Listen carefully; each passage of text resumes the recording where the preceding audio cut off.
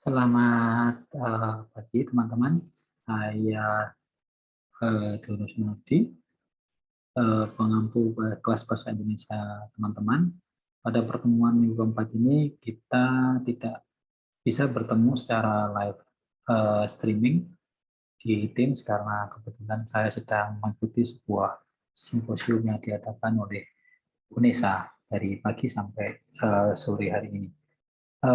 Jadi untuk materi kelas kita pas bahasa Indonesia pada pertemuan keempat ini, saya akan membuat atau menampilkan sebuah video tentang analisis kalimat-kalimat yang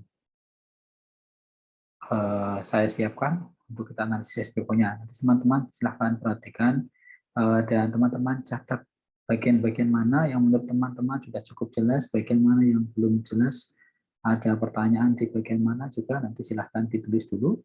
Lalu karena video ini saya unggah ke YouTube saya, nanti teman-teman saya mohon untuk sebagai bukti kehadiran bahwa teman-teman mengikuti kelas kita pada hari ini adalah nanti memberikan komentar di menuliskan komentar di bagian komentar di bawah video. Anda bisa mengajukan pertanyaan, bisa memberikan masukan, bisa mengajukan sanggahan atau juga melakukan atau memberikan apa namanya komentar-komentar yang lain, terserah teman-teman. Tetapi sebagai bukti bahwa teman-teman hadir, teman-teman saya wajibkan memberikan komentar dan itu menunjukkan bahwa teman-teman mengikuti apa yang saya jelaskan di sini. Ada beberapa kalimat yang sudah saya siapkan untuk kita analisis bersama. Saya akan menunjukkannya kepada teman-teman.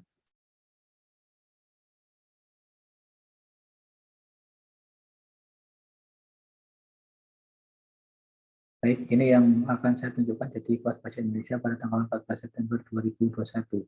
Ada 7 kalimat atau 6 kalimat yang saya akan analisis di sini, tunjukkan analisis SPOK-nya pada teman-teman ya. Silakan teman-teman perhatikan.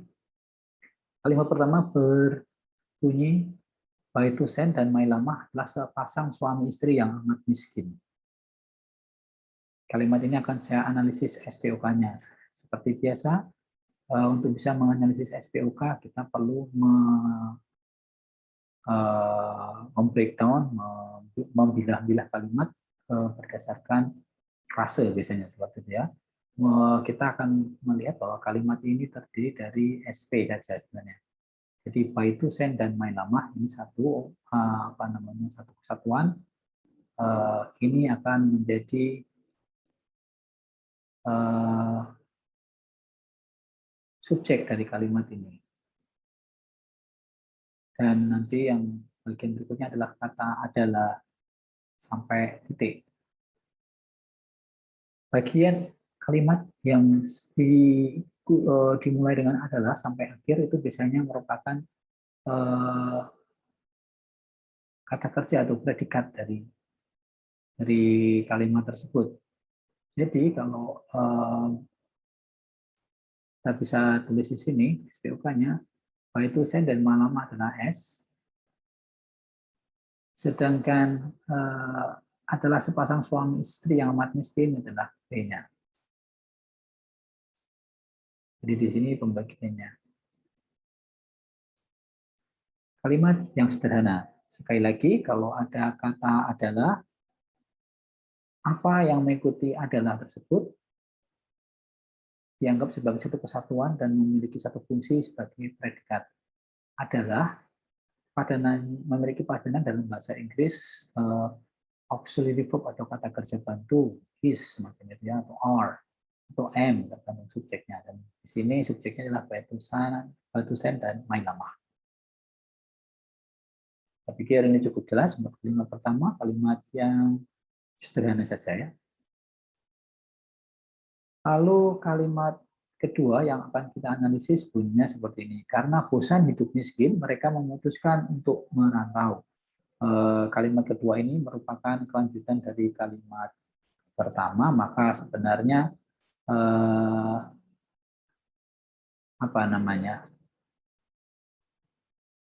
kalimat ini sendiri ketika ada kata ganti mereka itu menunjuk pada baik dosen dan Mailama. Oke, kita akan coba analisis dulu ya, karena mereka itu bosan dan ini ada tanda baca koma. Bagian awal ketika suatu kalimat dibuka dan ada koma, kemudian diikuti oleh subjek kalimat itu, ini disebut sebagai keterangan. Maka dari karena bosan miskin, ini adalah keterangan. Lalu mereka, ini subjek ya teman-teman, teman-teman tahu, saya pikir ini subjek. Subjek adalah pertanyaan atau jawaban. Jawaban dari pertanyaan apa atau siapa yang melakukan apa. Nah, ini selanjutnya memutuskan untuk merantau. Memutuskan untuk merantau. Hati-hati di sini. Memutuskan itu adalah kata kerja dan itu merupakan predikat. Tapi bagaimana dengan untuk merantau? Apakah itu keterangan ataukah itu bagian dari kata kerja saja? Kalau dalam bahasa Inggris, untuk di sini adalah to ya, bukan for. Nah, kalau yang biasanya adalah keterangan tujuan, itu biasanya for. Kalau to itu tidak, untuk itu hanya semacam penghubung antara dua kata kerja. Ada kata kerja memutuskan, ada kata kerja merantau, lalu ada untuk. Di dalam bahasa Indonesia kita tidak memiliki perbedaan antara to dan for. Kalau di dalam bahasa Inggris jelas ya, untuk itu apakah to atau for. Maka kita bisa mengatakan dalam bahasa Inggris, misalnya, she decides to go abroad, misalnya. Dia memutuskan untuk pergi ke luar negeri. Tapi kalau ada juga yang diterjemahkan untuk, itu preposisi for dalam bahasa Inggris. Misalnya, I do this for you. Nah, itu lain lagi. I do this for you. For you itu untukmu, dan itu untuk, sama-sama untuk, tapi itu keterangan tujuan. Sementara di sini kita hanya melihat untuk ini adalah apa namanya, terjemahan dari to dalam bahasa Inggris, itu menunjukkan apa namanya, bahwa dua kata kerja ini meskipun terpisah ada kata depan atau hubung untuk, ini sebenarnya satu kesatuan fungsi juga. Maka ini sebagai predikat. Cara lain teman-teman untuk melihat apakah suatu kata itu yang didahului oleh preposisi atau kata depan atau kata hubung itu adalah keterangan atau tidak, kita bisa mengujinya dengan memindahkan posisinya ke bagian lain dari kalimat dan itu lalu tidak merubah makna dari kalimat tersebut.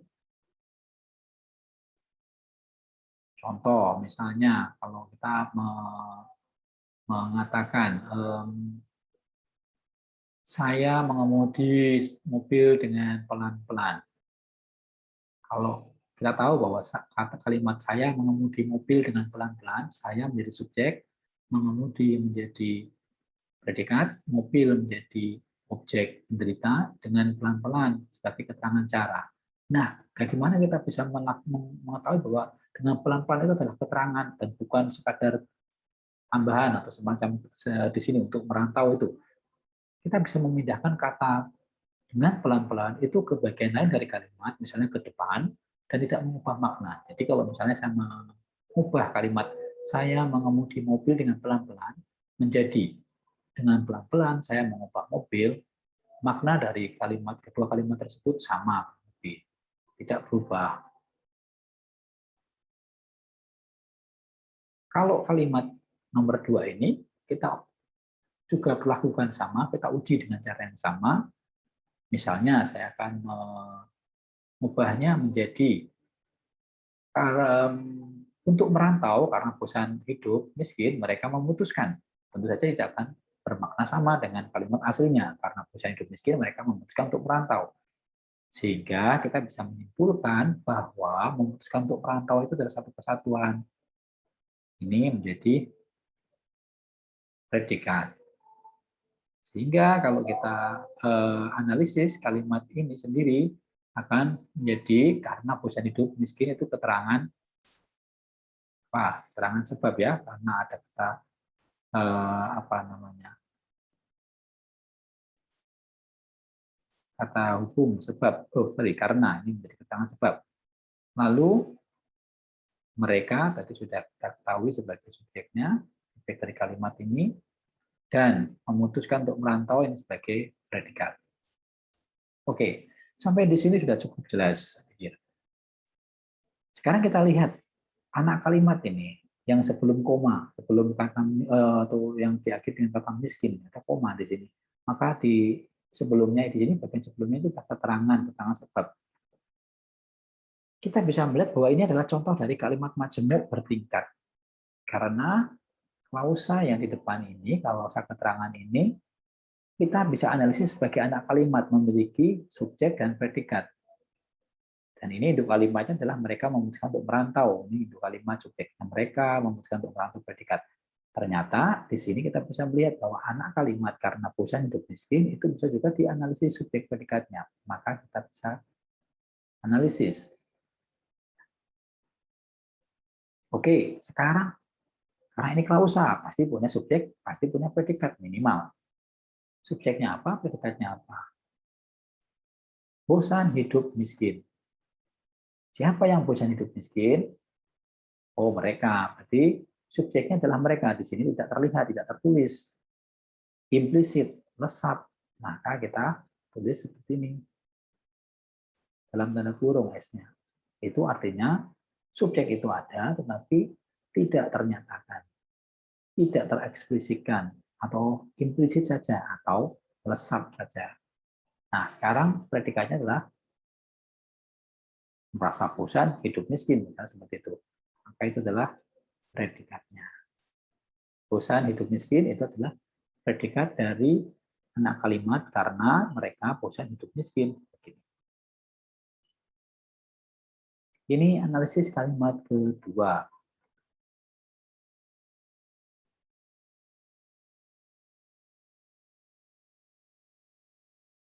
Oke, nanti silakan teman-teman kalau kurang jelas lihat lagi videonya. Jadi di apa namanya bolak-balik kan.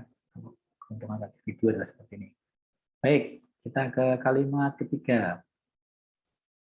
Kalimat ketiga ini sebenarnya merupakan aslinya dalam teks aslinya merupakan kalimat langsung, jadi dikatakan oleh seseorang atau oleh salah seorang dari main lama atau dosen itu.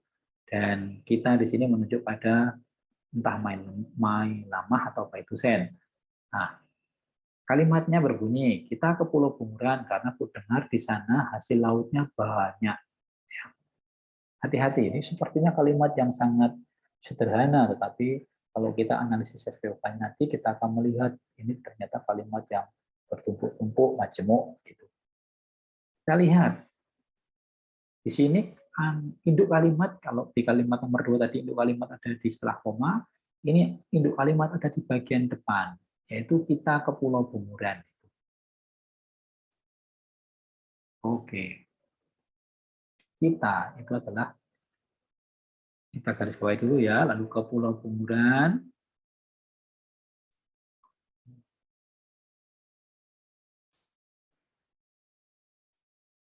Oke. Karena aku dengar di sana, ini sampai di sana kan sebab ya, jadi ini keterangan sebab satu kesatuan. Oke. Nampaknya sudah cukup jelas ketika sampai di sini ya. Subjeknya adalah kita. Tidak ada masalah subjek. Ke Pulau Bunguran. Predikat kah? Bukan. Karena predikat adalah kata kerja atau frase kerja.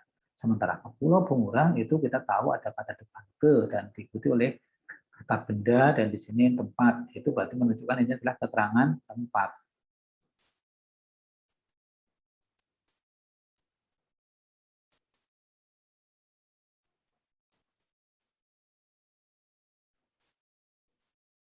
Oke, ini adalah keterangan tempat. Loh, sebentar. Predikatnya apa? Predikat adalah kata kerja yang menunjukkan aktivitas yang dilakukan oleh subjek. Sementara di sini kita tahu subjeknya kita, nah predikatnya tidak ada atau sebenarnya ada, tetapi kita dinyatakan. Ini menunjukkan bahwa kalimat ini sebenarnya bukan kalimat yang tepat, bukan kalimat yang efektif maksud saya. Harusnya ada yang namanya predikat kata kerja, tapi karena di sini tidak ada ya sudah, kita berarti bisa mengatakan bahwa predikatnya itu ada tapi tidak dinyatakan. Sama seperti di nomor 2 tadi subjeknya lesap. Di sini predikatnya yang lesap, kata kerjanya yang lesap. Kita pergi ke Pulau Bunguran atau kita merantau ke Pulau Bunguran. Jadi kata kerja yang lesap itu adalah pergi atau merantau. Itu. Selanjutnya kita bisa melihat ini dari karena aku dengar di sana lautnya, ini keterangan juga ini. Keterangan apa? Keterangan sebab, karena sama seperti yang karena mereka bosan hidup miskin tadi, nomor 2 tadi ya. Oke, keterangan sebab. Oke, tadi saya mengatakan hati-hati teman-teman, kalimat ini sepertinya sederhana, tapi sebenarnya di sini bertumpuk-tumpuk. Karena kita lihat di sini, di keterangan sebab khususnya, itu teman-teman bisa melihat di sini bisa dianalisis sebagai klausa, ada anak-anak kalimatnya di situ. Saya katakan anak-anak kalimat karena ternyata ini pilihan satu kalimat. Karena apa? Karena aku dengar. Oh, dengar ya. Aku berarti subjeknya, ya kan? Aku dengar. Predikatnya dengar. Aku dengar apa? Aku dengar di sana hasil lautnya banyak. Oke. Aku dengar bahwa di sana hasil lautnya banyak. Nah, berarti dengar apa itu? Itu menjadi objek penderita.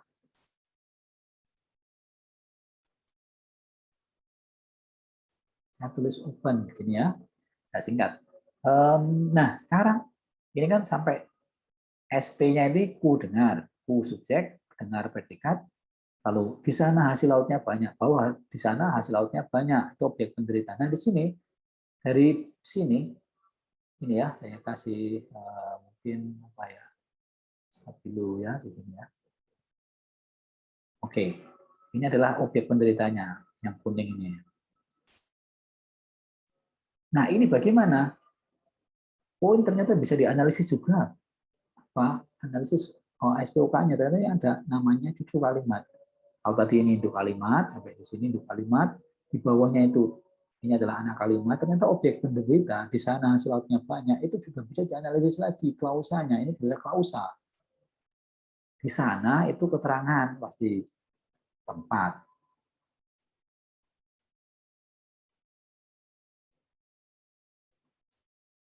Saya terbaca ya, kalimat serangan tempat kurang lebih.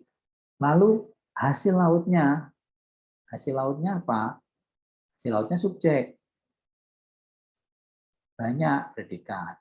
Hasil lautnya banyak. Di sana hasil lautnya itu banyak. Maka banyak itu meskipun keterangan mungkin sifat, tetapi itu ada di situ ada semacam kata kerja bantu. Sama seperti anaknya cakep misalnya. Anaknya itu maksudnya anaknya dia itu cakep. Anaknya itu subjek, cakep itu predikat. Murid atau mahasiswa macung pintar, mahasiswa macung subjek, pintar predikat. Meskipun itu kata sifat, tetapi di situ kita tahu bahwa ada apa namanya, kata kerja lesap yang kata kerja bantu. Oke, kita ke nomor 4 ya. Mereka berdua memulai hidup baru di Pulau Bunguran. Oke. Mereka berdua itu satu kesatuan. Lalu memulai itu kata kerjanya, maka satu kesatuan juga. Hidup baru itu satu kesatuan. Memulai apa? Memulai hidup baru.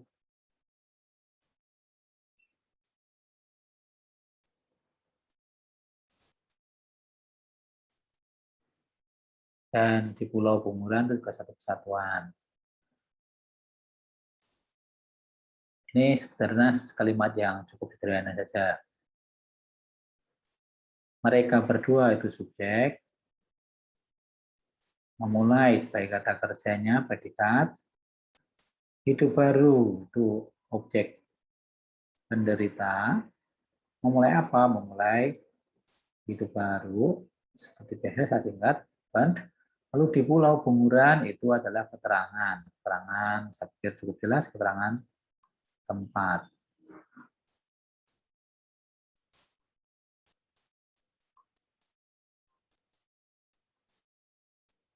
Oke, begitu analisis kalimat nomor 4. Sangat sederhana. Tidak seperti kalimat nomor 3 atau nomor 2 tadi. Meskipun kelihatannya sama-sama panjangnya ya, tapi ternyata kalimat yang nomor 3 tadi analisisnya lumayan panjang.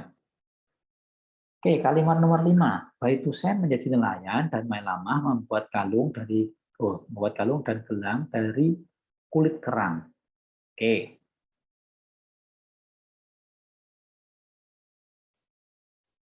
Kita akan analisis lagi. Hati-hati di sini ada kata hubung dan kata hubung dan ini menghubungkan atau konektor ya, kalau bahasa Inggris konektor dan kata hubung dan ini menghubungkan dua klausa di depannya dan klausa di belakangnya. Klausa di depannya mengatakan Baitusen menjadi nelayan, klausa di belakangnya Mai Lama membuat kalung dan gelang dari kulit kerang. Hati-hati juga di sini ada dan juga di bagian belakang, di klausa belakang itu. Tapi kita melihat bahwa yang di depan depan kata hubung ini dia tidak merupakan klausa yang dan di belakangnya juga tidak merupakan klausa. Jadi beda ya. Nanti kita akan melihat sama-sama kata hubung. Oke, yang di depan kata hubung dan ini, Baitusen menjadi nelayan. Oke, Baitusen kita garis bawahi nelayan, kita garis bawahi. Lalu juga Mailama, kita garis bawahi, membuat, karena kata kerjanya itu ya. Maaf, salah. Saya pikir ya ini. Saya garis bawahi, terus saya garis hapus. Kalung dan gelang dari oke, ini begini, lalu dari kulit kerang. Oke, nanti kita akan jelaskan satu-satu ya. Sekarang kita ke klausa yang ada di depan kata hubung dan. Baitusen menjadi nelayan. Saya pikir ini cukup jelas. Subjeknya Baitusen, predikatnya menjadi nelayan itu objek penderita.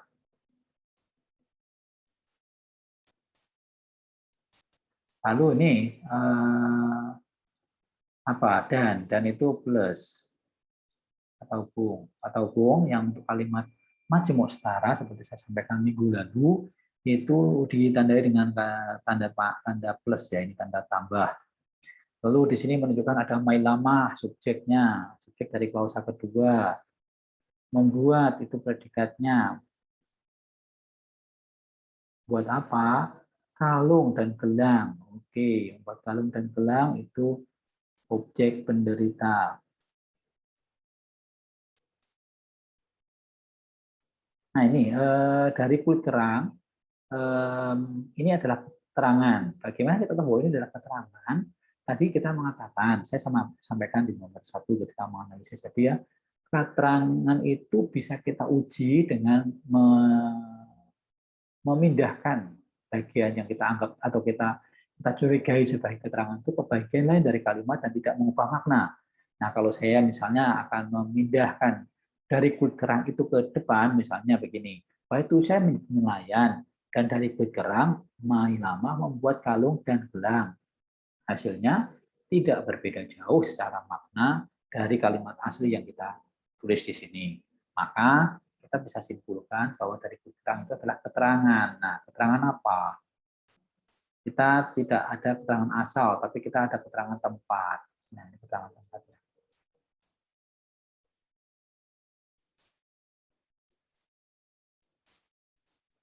Oke, begitu ya. Kita ke kalimat terakhir untuk kita analisis saat ini. Kalimat terakhir adalah berkat kerja keras mereka, kehidupan Baitusen dan Mailama mulai membaik. Oke, kita ketahui sama seperti tadi di nomor 2 atau nomor berapa tadi ada tanda koma yang di belakang, berarti yang di depan ini adalah keterangan ya, ini keterangan. Nah, garis bawahi lagi. Kemudian apa? Subjeknya kehidupan Baitusen dan Mailama. Ini kita garis bawahi juga.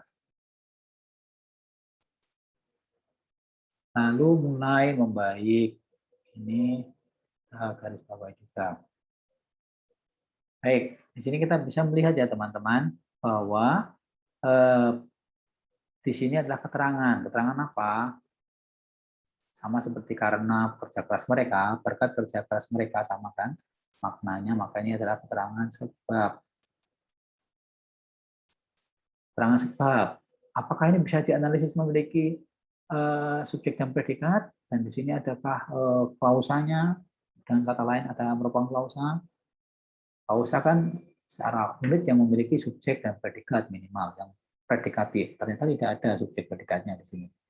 Mana kata kerjanya? Tidak ada kan? Dan rasa pun tidak ada juga. Tidak bisa dianalisis sebagai memiliki kata kerja, sehingga ini keterangan sebab berakhir di sini.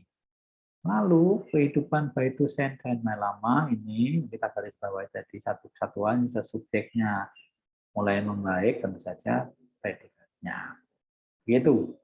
Cukup sederhana justru kalimat yang terakhir ini ya. Silahkan teman-teman perhatikan lagi kalimat demi kalimat yang ada di dalam analisis ini. Nanti kalau ada pertanyaan atau hal yang belum jelas atau ada hal yang ingin dikomentari berkaitan dengan analisis kita, silahkan teman-teman beri komentar di kolom komentar di bawah video. Terima kasih. Saya harapkan teman-teman memperhatikan video ini dan minggu depan kita akan latihan. Saya akan berikan kalimat dalam bukti latihan. Terima kasih.